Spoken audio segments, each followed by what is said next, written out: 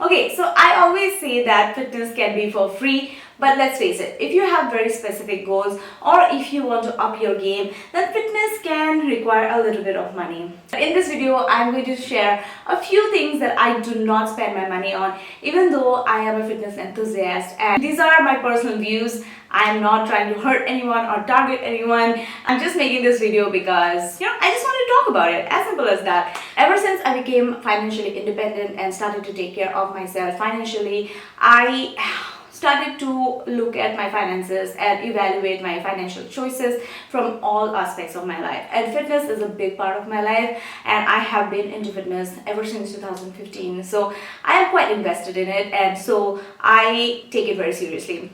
The number one thing that I do not spend my money on is a fitness trainer. Hold your horses before you jump right at me and try to slay me apart. Just hear me out.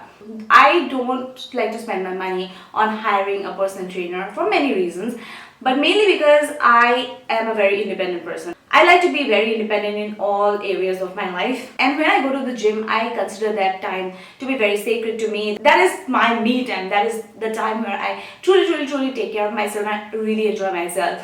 And I don't want someone to be chasing me, following me, like telling me what to do and having that control over me. And I know that I can tell that very confidently because I am in a position where I can actually work out very confidently in the gym because I know the forms, because I've been doing weight training for quite a bit. So I know the basics and I have a routine that I have made for myself. So yeah, that will not stand true for everyone. But again, I'm not trying to encourage anyone and influence anyone through this video. It's just my own opinion. And another reason why I don't like to hire a personal trainer is because I feel that a personal trainer is almost comparable to a life partner, in a way, because your personal trainer needs to know your strengths, your weaknesses, your goals, and they really need to imbibe that and take that seriously. There are only a few handful of trainers that I have seen, and I can actually count them in my head, who actually know their shiz and who actually know things about fitness. So, and it's very hard to get hold of those few trainers that exist, right? So my partner actually had a personal trainer, and once he was telling me that I think he doesn't want me to get to my dream physique because he knows that once I get there, he won't get the money. So again, those are only my personal opinion, but a personal trainer is something that I don't spend my money on. Okay, moving on. Another thing that I do not spend my money on is fitness subscription or fitness-based app subscriptions, whatever you want to call it. Anything that has a repository of videos, workout tips and tricks, and different formats of workouts and recipes and stuff like that. I actually did purchase one of those subscriptions once during COVID because I thought that the subscription could be really fun and would encourage me to work out more often. But in all honesty, I only used it twice. That was subscription for a year. So I have realized that I don't need them because I don't need any external motivation like that at this point. If I want to work out, I'll just work out. If I don't, maybe I don't. But also, I'm so used to going on platforms like YouTube for any workout related query or content or even recipes or foods, whatever. It's all there for free. So honestly, I don't feel that I need that, so I don't buy fitness-based apps.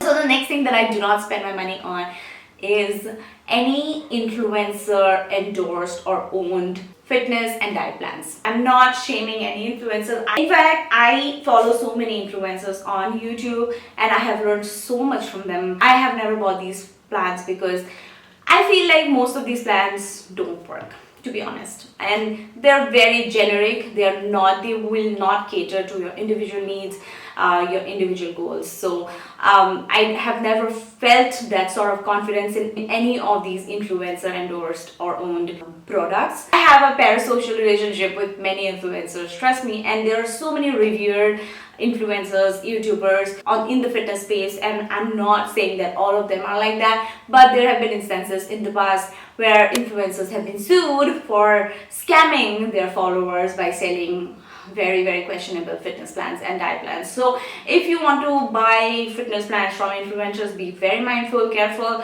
research them well. At the end of the day, they don't really care about your money. You have to care about your money. So Yeah, that's one thing that I don't spend my money on.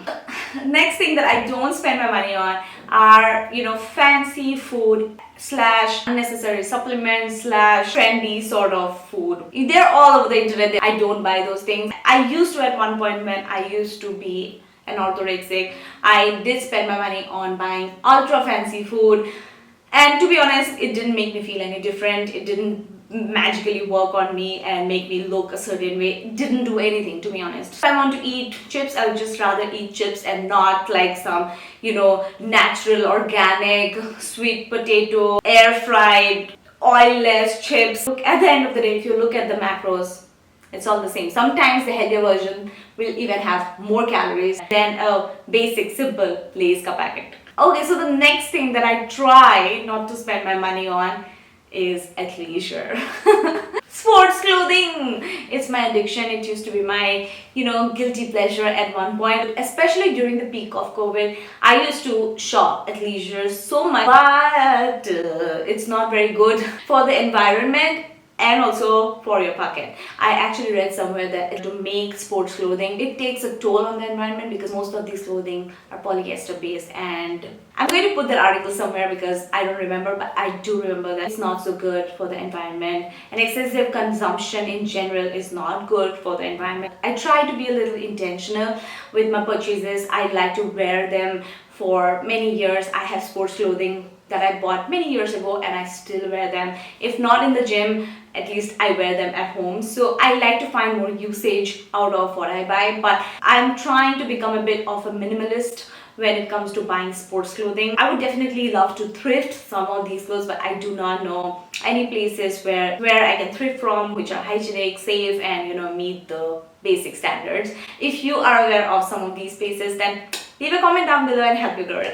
So yeah, these are a few things that I do not spend my money on. I'm gonna be honest, there are many things that I spend my money on. Like I said, fitness is a very important part of my life. I still spend a hell lot of money on maintaining my routine, my fitness regime, but also I have cut down on a few things which I've shared in this video. I would again reiterate the fact that fitness need not be expensive. It need not make a hole in your pocket. If you have the desire and your heart is in the right place, then you can definitely achieve your fitness goals without spending much money. You just have to go for it. And I hope this video helped you guys. And also, let me know in the comment section if you are into fitness, if you also cut down on some spending. Let me know in the comments and let's have a chat. And that's it for today's video, and I'll see you very soon in my next one.